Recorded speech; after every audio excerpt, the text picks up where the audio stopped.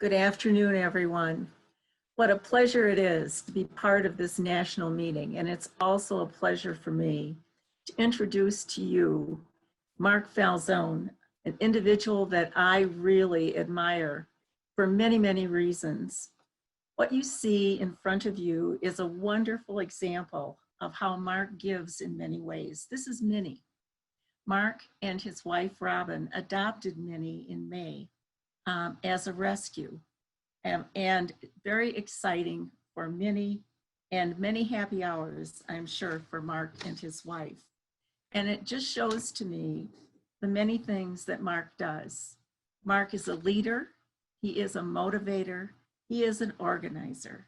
He's president of the Scenic Byway, ScenicAmerica, since selected to serve in April of 2017. How fortunate they are to have him as a leader, and we as well. ScenicAmerica is a nonprofit advocacy organization responsible for passage of reviving America's Scenic Byways Act. ScenicAmerica recently won an American Society of Association Executives prestigious Power of a Gold Award in Advocacy for its work on this landmark legislation. This is an organization that is national, representing 46,000 association executives and 7,400 organizations, and each year they highlight the best work of nonprofits with their Power of A award ceremony. Next slide, please. Mark's current work at ScenicAmerica includes leading the Scenic Byways Coalition's effort to fund the National Scenic Byways program, which provided roughly $34 million in funds for the Great River Road in all 10 states when it operated between 1992 and 2012.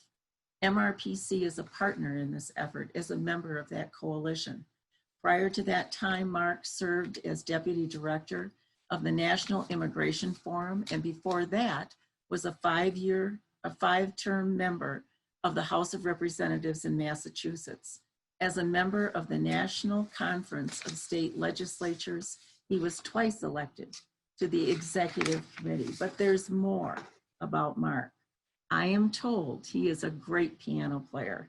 He plays by ear, lots of fun at a party, and has visited every Mississippi River state except Iowa and Minnesota. I am sure those two states are on his radar. It is my honor and pleasure to introduce Mark Falzone, who is speaking to us today about the status of National Scenic Byway funding and what it will take to get to the goal. There will be time for questions via chat, and please note the website for ScenicAmerica.org. Thank you, and Mark. Well, thank you so much. That was just about the best introduction I've ever received, I think, and I can't wait to tell.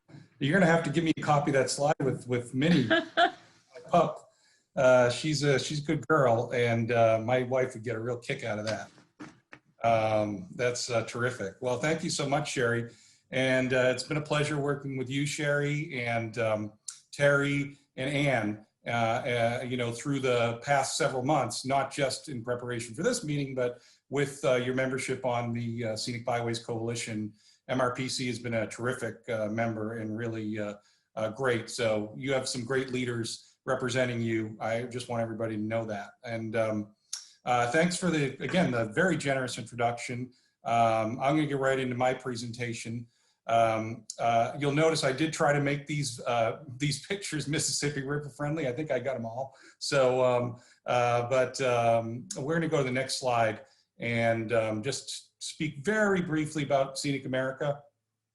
We're the only national nonprofit that is dedicated solely to preserving and enhancing the visual character and scenic beauty of America. That includes our parks, our open spaces, our neighborhoods, our transportation corridors, and of course the Mississippi River is a transportation corridor. We all know that. So I'm gonna, you know, this is who we are. We're a 501c3, and we do focus on advocacy, is where sort of our specialty is, and we're also starting to do more work in the areas of research and communications as well. So why don't we go to the next slide? I'm going to talk about some recent highlights And those highlights, 2 of them we're actively working on now. And so that's where you come in. So I'm definitely gonna talk to you, although the truth is you're heavily involved in the first one as well that's already passed. So I'm gonna talk about these 3 pieces of legislation. I'm happy to answer questions on other legislative matters if people have questions, but truthfully, these are the 3 most relevant for scenic byways in Congress. So this is why I'm gonna focus here. So we'll go to the next slide and we'll talk about the Reviving America's Scenic Byways Act. But before we do that, we'll talk about just some of the scenic byways research that we've done. And I really appreciate any feedback that folks on this call have, because we have so many byway professionals here. But ScenicAmerica has undertaken it to go ahead and map every single scenic byway in the country, both state and national. It was an enormous task because this information just wasn't available in one place. And so we did go ahead and create one-pagers for each state. I just posted the link to that. When you get a chance, take a look at the one-pager for your state.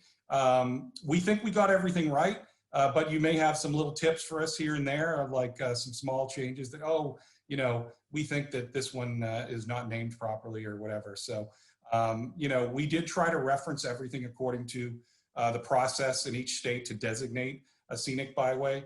And so that is, you know, usually legislation, but it can be through other means as well. Sometimes there's a commission involved.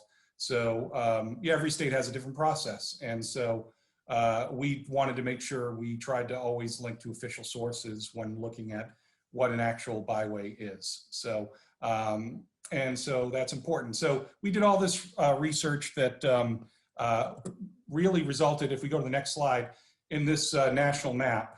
And you can see here, these are all the scenic byways across the country. The blue are the national scenic byways, and the red are the state scenic byways. And you know, you can see you know, what we have across the country for scenic byways. As I'm sure most of you know, 49 states have a scenic byways program. Just by looking at the map, you can see pretty clearly that Texas is the only state that does not have a scenic byways program. You know, you can see the scenic byways are all over the country. So this is really terrific. And with that said, we will go to the next slide, and we're going to talk now about the Reviving America's Scenic Byways Act. So this was signed by the president on September 22nd, 2019. It passed by overwhelming margins in the House and in the Senate. Look, you know what this is because you've applied for All-American Road status in, I believe, 8 of your states, if I'm correct on that. And I see some clapping, yeah. So we're going to be rooting for you, of course. And you know, 64 nominations in total for new designations. We were very happy with this number because we had expected, you know, about 45 on our end when we did an estimate. And the Congressional Budget Office does a scoring of any legislation that passes or even that is proposed. And they expected 50 nominations, the Congressional Budget Office. So the fact that there's 64 really shows that there's great interest in this National Scenic Byways program. And as you know, these announcements will come later in the year. Statutorily, it would be required by December 22nd, but I expect it sometime this fall, so I do think they will be on time. And that's about all I can tell you about the process. You know, I want to say this. This was a really important piece of legislation, and it was important for a few reasons. Number one, the nominations had not been opened for National Scenic Byways program in 10 years. So that alone is worth it, right? But more importantly, we knew that this was not the end game. You know, this nominations process was not the end game. We knew we wanted to go for funding, but the best way to set this up for funding was to generate more national interest in the National Scenic Byways program. That was really important. And the reason why it was really important is we wanted to demonstrate to Congress that there's a demand out there for this. And so with so many applications in, we can show that, yeah, there is a demand for this. And also with more buzz around the program, we can demonstrate there's more demand, and therefore, this should be funded. So it's critically important that this was a sort of a strategic first step. And we were really proud to get this done. This bill was only filed a year and a half before it passed. In Congress, in a congressional timeline, a year and a half from when you first file something to getting it passed is like a miracle. So we're really proud of the work that we've done, and we did that in partnership with so many of you that are on this call. So and on this at this meeting. So again, thank you so much, and it was a good first step. We're going to go to the next slide. Sherry already mentioned that we won this terrific award. It's the American Society of Association Executives, the Power of A Gold Award for Advocacy. We're only one of 5 organizations to win this among all the 46,000 employees, 77,400, nonprofit organizations. ASAE is sort of the nonprofit of nonprofits, if you will. So, they have members that are in everything that you could possibly think of. And it's really terrific. We won the award, but we were leading the efforts as sort of chair of the Scenic Byways Coalition. But it really does take everybody to do this. So again, I can't thank you enough. We're going to go to the next slide and talk about other legislation. So this is a really important bill. The Moving Forward Act is actually a really large piece of legislation. The House passed it as a stimulus package. But within that is something called the Invest in America Act, which is what we were originally working on until that got folded into the Moving Forward Act. And what this legislation is it's called Surface Transportation Reauthorization. This is a bill that some of you might be familiar with. It's a must-pass bill that must pass Congress every 5 or 6 or 7 years, depending on the timeline. And it is the law that funds our nation's highways. So that's why it's a must-pass bill. That's why it eventually must pass Congress. This passed the House on a mostly party line vote.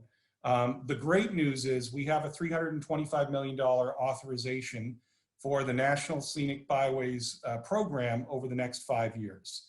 Now, this is critical because the National Scenic Byways program has not received any funding in the last 8 years. It's received zero. So we want to make sure that, so it's very difficult it's a kind of a heavy lift to try to get new funding. And even though this was funded in the past, in the eyes of Congress, it's considered new funding if it wasn't funded last time, So this is where we are right now. Just to break it down, the way the 325 is parceled out over 5 years, these would all represent, any one of these years will represent, a historic high for Byways funding. 55 million in the first year, 60 million in the second year, 65 million in the third year, 70 million in the fourth year, 75 million in the last year. So it starts at 55 with a $5 million escalator each of the 5 years of the life of the bill. So that's how it breaks down. One other side note, I know that a lot of folks care about this, that care about Scenic Byways, and it's certainly something that ScenicAmerica cares about. We're not fans of billboards. And as you know, a lot of billboards are not allowed on Scenic Byways. Well, the billboard industry sort of had an 11th hour attack in this bill on the Highway Beautification Act. And basically, if their amendment had passed, they filed it at 5:39 p.m. on a Friday evening for a committee that was meeting Monday at 1 o'clock. And so we worked all weekend and really marshaled our forces, and were able to kill the amendments in committee. By Monday evening around 6:30, we had beaten the amendment. and killed it in committee. Didn't even come up for a vote. So we were able to kill that. Now, this would have allowed, if it had passed, their amendment would have allowed billboards anywhere on any scenic byway. Didn't have to be just an industrial or commercial area. It could have been a woodsy area. Could have been right on the river. Could have been right in the median of a highway. It really gutted the Highway Beautification Act. It could have been on the shoulder of a highway. I mean, so it's really, we're glad that we were able to kill this. And so that was a huge step.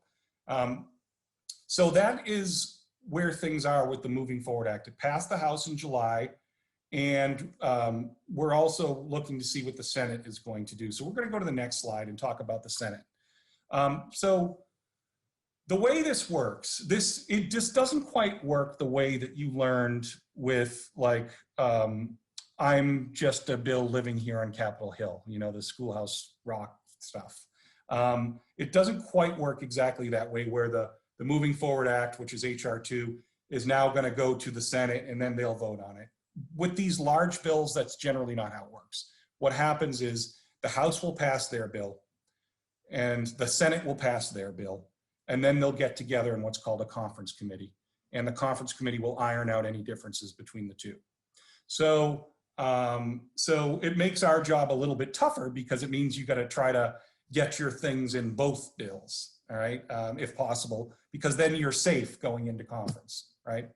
So the America's Transportation Infrastructure Act is the Senate version in the 116th Congress of surface transportation reauthorization. So same type bill, right?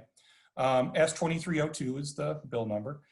It did pass the Senate Environment and Public Works Committee last summer. So the summer of 2019, it did not include Scenic Byways funding. Since then, the bill has not moved at all. And it does have many steps to go.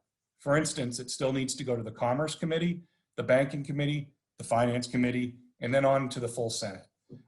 If this were to come up this year, we would try to make a run at it on the Senate floor, most likely. We would not probably try to make a run at it at these different committees, just because it'll be a tougher sell with those jurisdictional committees than it would be on the Senate floor. So with that said, I prepared this slide deck last week, and in Congress, again, you can wait around a long time where a lot of things, you know, don't happen, but then all of a sudden things happen and change overnight. So the latest as of yesterday morning is that the current surface transportation bill, which expires on September 30th at the end of this month, it looks like Congress is likely to extend it another year. And so it looks like all these debate between these bills will not happen until next year now. So originally when I wrote this, I thought it still could happen in September or November. And there is still, or December in the lame duck session, there's still a possibility of that. So, because just Congress is also reserves the right to change their mind, right? So it is a possibility. It is more likely, and we expect it to be in 2021 that we're going to be revisiting this. So that means that, you know, technically speaking, once Congress adjourns, once the 116th Congress adjourns and the 117th Congress gavels in, we actually have to technically start over. All those bills, all the work that we did, all, you know, ends, and we need to start over. Now, that isn't all bad, because it means that there's opportunity to try to do better in the next round. You know, and especially like if there's a change in leadership in the Senate, in the change in party, I mean, in party power, that could impact this. You'll probably see a completely new Senate bill. If there's a change in the presidency, that could change things. So politics absolutely plays into this. If there's a change in the House, that would certainly make a big difference, but there's not a lot of predictions on that right now. This is really where we are as far as, you know, what we're working on strategically. And, you know, if there is a reset on the Senate bill, it means that we have the opportunity to try to get it in the committee version of the bill, just like we did in the House. So, you know, so there is a lot of opportunity in the delay. Now, the bad news about the delay is that it means that it's another year with no Scenic Byways funding, at least, you know, not in this vehicle. So that's the bad news about a delay, is that, you know, it extends the current bill, and the current bill, the current legislation, which passed 5-6 years ago, the FAST Act, it's called, that legislation has no Scenic Byways funding. That was from 5 or 6 years ago. So, so that's the bad news about a 1-year extension. With that said, we're going to go to the next slide, because this is really where everybody here comes into play. So the Great River Road, is it an all-American road? Well, your application is pending, obviously.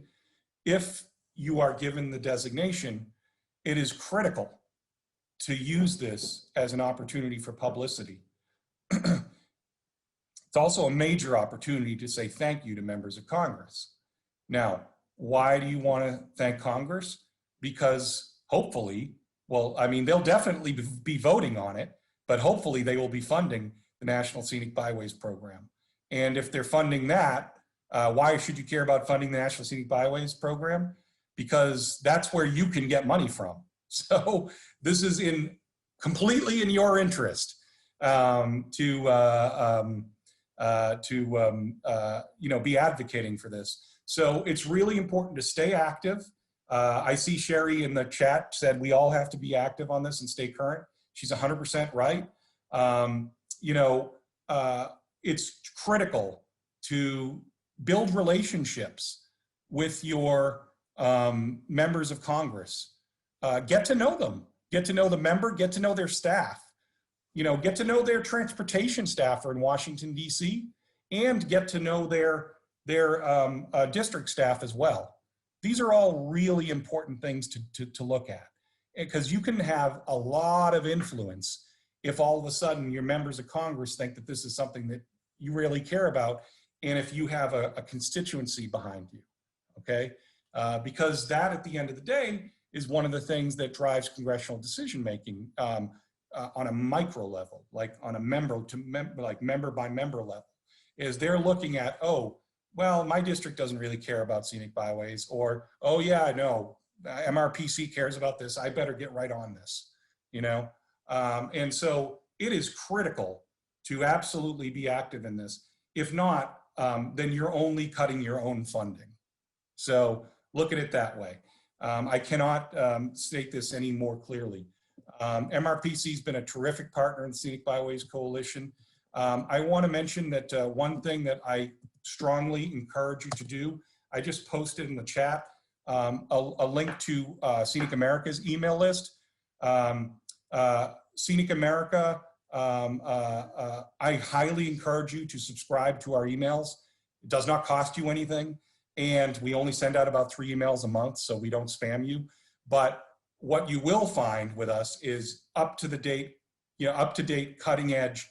This is the latest information. This is exactly when you need to advocate for byways and how to do it. And by the way, we make it so easy. It takes you about 5 seconds with a link that we'll send you that you can then click on, and with one click, email all of your members of Congress, or the right members of Congress for that particular moment, whether it's the House, the Senate, a certain committee, etc.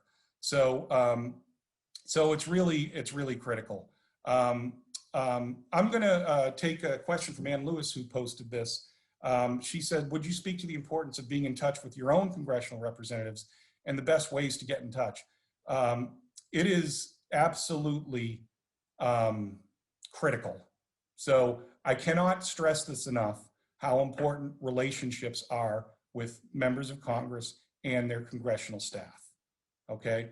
It is critical because the better relationship you have, the more likely you are to get attention from them, and therefore the more likely they are to not just vote for your issue, but actually go to bat for you. There's a difference, all right? Because we might need one of your members of Congress to carry an amendment for this in a specific committee or on the floor. So we need everybody to have solid relationships with their members of Congress. The best ways to get in touch. So I mentioned this already, but I think it's worth repeating. So number one, absolutely be in touch with your in-state, district offices. Schedule either meetings in person or today in COVID-19 on Zoom or some sort of video chat. I see that somebody posted that they make appointments to visit in-state congressional office. They have lots of input. They have key connections. That's absolutely right. So that's one way.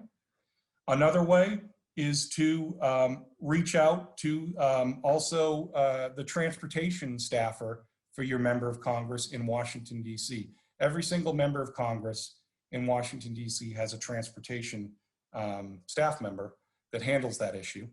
And, make sure you tell them how important Scenic Byways funding is to you.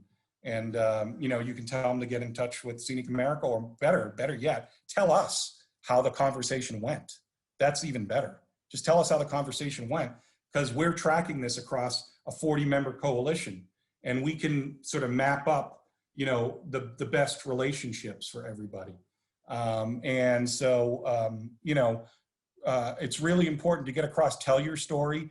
Always remember the audience. Always remember the audience when you're talking to members of Congress. So the audience is the member, of course, right? They care a lot about economics. They care a lot about jobs. So talk about your byways in terms of jobs and economics. If you look at the one-pagers that we produced and that link that I sent out earlier in the chat, those state byways, those are the ones that we put in front of members of Congress. And you'll see that it's loaded with economic data because we know our audience, right? Feel free to use them, by the way. Feel free to use those one-pagers when you're talking to your member of Congress. They're there for you to use. So,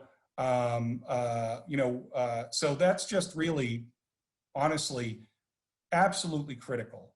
So if there's a couple things I would ask, again, create two things. Number one, create your relationship with your member of Congress, nurture it, steward it, all right? With the member, with the staff, really important, okay? Secondly, I strongly encourage people to click the link that I posted just now, sign up for ScenicAmerica updates, that way you have the latest and greatest on Byways funding. I'm looking, Francis has a question. Is there any way beyond political lines, or is that our only repercussion? I see.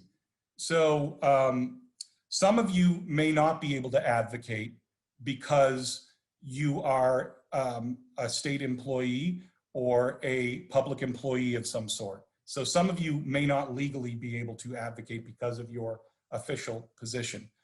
I think it's important that state DOTs in their official capacity tell their members of Congress how important it is to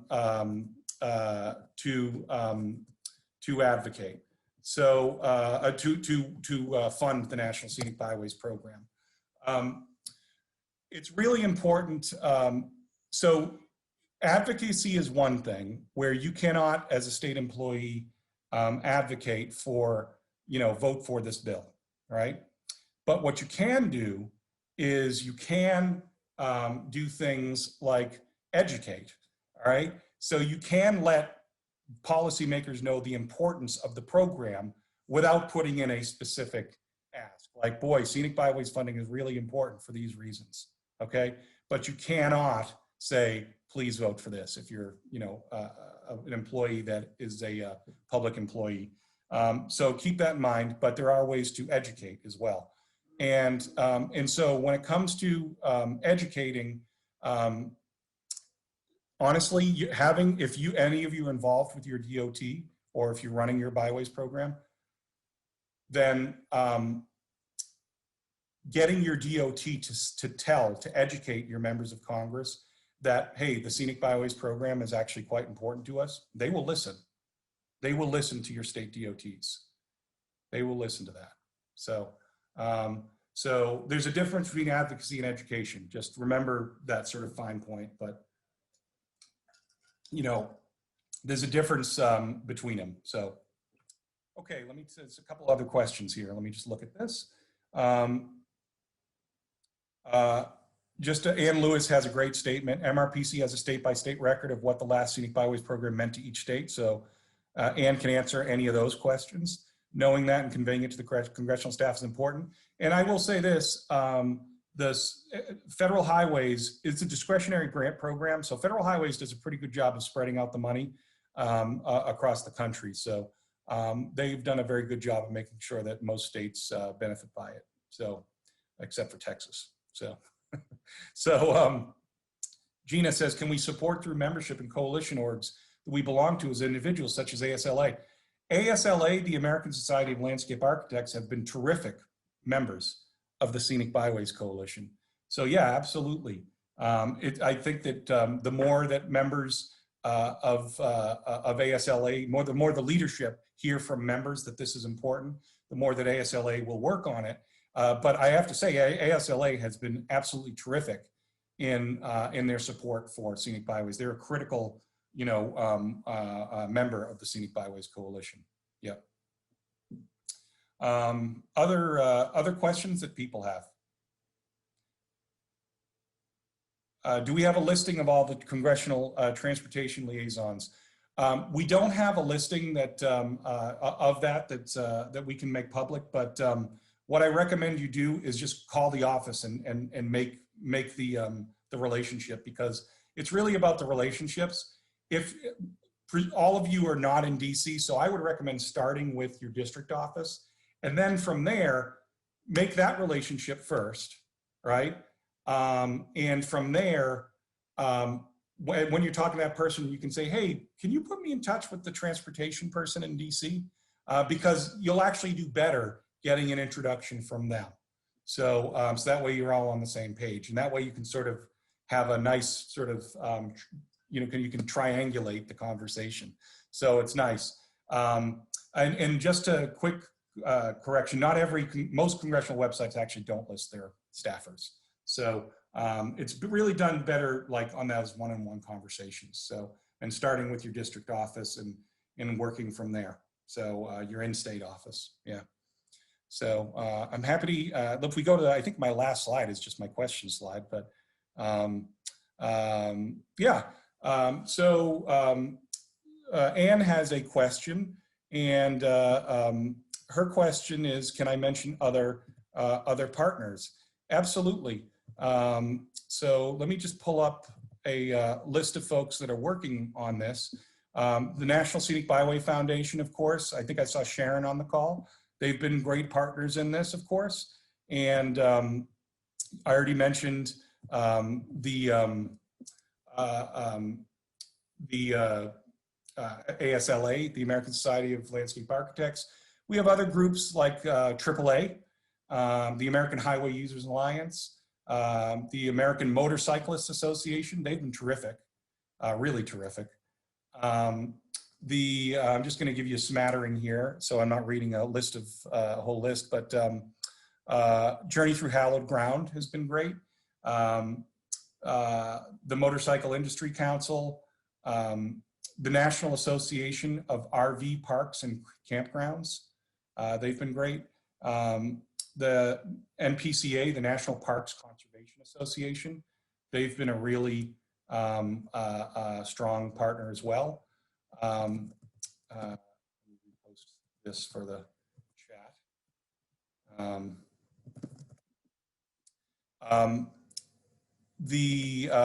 Just a couple, to name a couple others, the Outdoor Recreation Roundtable and the Recreational Vehicle Dealers Association, and also the RV Industry Association. And let me just mention a couple more. The Southeast Tourism Society has been terrific. They've been critical.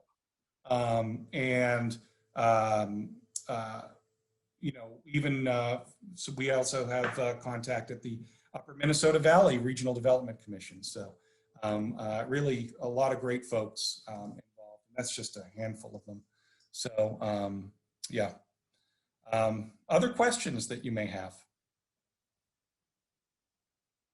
So, You have the link to the one-pagers now in the chat. I'm also going to one more time post the subscription link in the chat, which again costs you nothing to sign up. And I encourage everybody to sign up. Get to know your member of Congress offices. That is got to be an absolute charge. If you're leaving here, if you want Byways funding, you got to be a part of the solution. Can't be one organization alone. It has to be the whole community pulling together as one. So it's really, really important. The question is, has there been discussion related to restoring the original eligible activities? So the legislation or what we are working on does not change any of the eligible expenses that the funding could be used for. So whatever it could be used for in the past, it would be able to use for in the future. Yeah, that's great. Yeah. Any other questions? Well, I think I saw, I don't know if she's still here, but when I first logged in, I saw another familiar name from Ruth Hawkins, who was a longtime supporter of ScenicAmerica, was on. I don't know if she still is, but I know that she was a longtime supporter of ScenicAmerica as well. And just wanted to thank her for her support as well. So, and for those of you, many of you on the call, I haven't had a chance to scroll through the whole thing, but so many of you are supporters of ScenicAmerica. And so we appreciate that. And look, we're a nonprofit. We're, our mission is your mission. So we're, trying to really build a terrific advocacy program in Washington, D.C. on these issues. Yeah. Mark, I always love ScenicAmerica's slogan with regard to billboards as litter on a stick. I use it all the time. That's right. That's right. Yeah, litter on a stick. Yep, absolutely. That's what we call it. You're absolutely right, Ruth. And I saw some other chat items. Again, the money, we're not changing the scope of what the money could be used for in the funding. So it can be used to for any purpose that's decided, but because it's a discretionary grant program, ultimately it's up to FHWA, and on an administrative level, they can always emphasize certain aspects, but presumably that would be worked out and sent to DOTs ahead of time. So yeah, but thank you, and thanks Ruth for speaking up. I appreciate that. Well, thank you so much, Mark. This has just been a pleasure to have you as part of our conference. I have taken copious notes. I am sure many others have too. But we greatly appreciate all of this wonderful information and tools that we can utilize. Oh, absolutely, absolutely. And the other thing I'm going to do is I'm just going to type my email address into the chat. So if anybody has any follow-up questions, welcome to find me at that email address. Thank you. It's a pleasure. Thanks so much, Sherry, and thanks to you and Terry, the entire leadership of MRPC. Thanks for everything. Thank you. Thank you, Mark. I believe, am I on? Yes. Thank you, Sherry. Thank you, Mark. Thank you, Ciara, Francis, and Lindsay.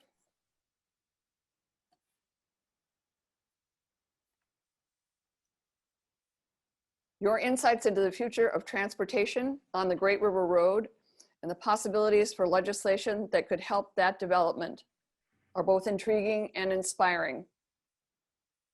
Can somebody give me a signal of whether this is you can hear me?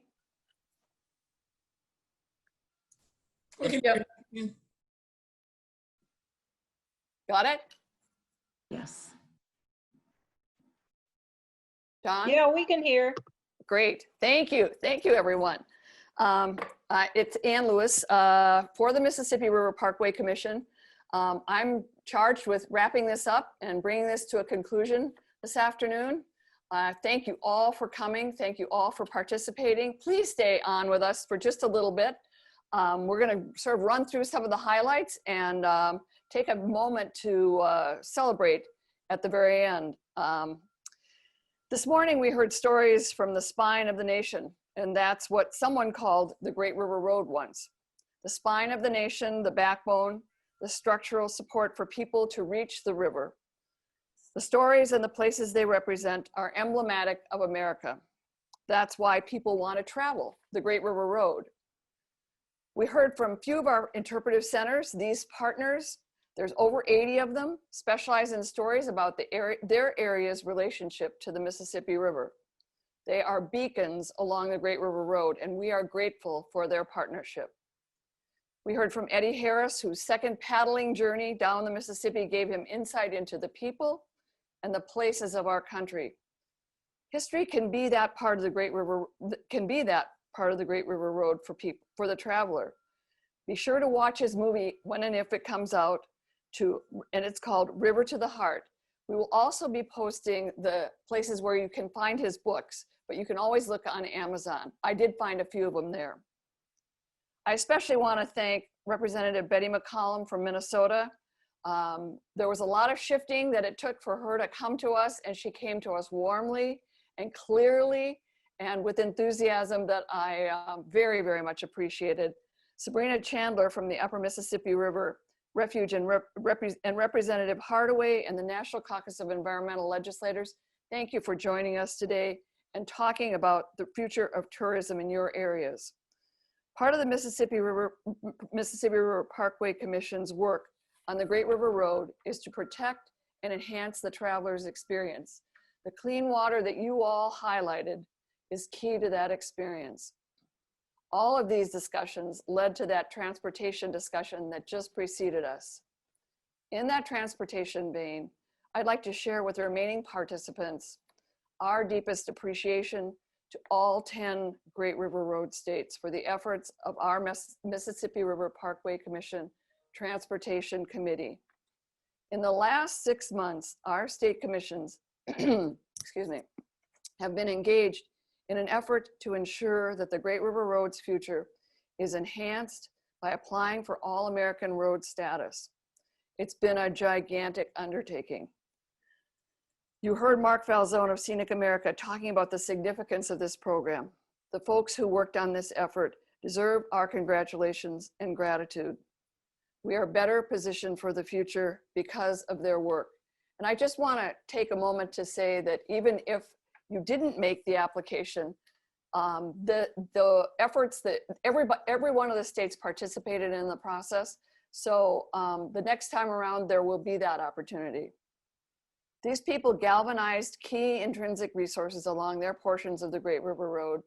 Their content, from map files to travel narratives, is foundational. And they did this all in what started out as a condensed time frame. It was a very short time frame to start, and then it got more challenging with the effects of the global pandemic and the national lockdown.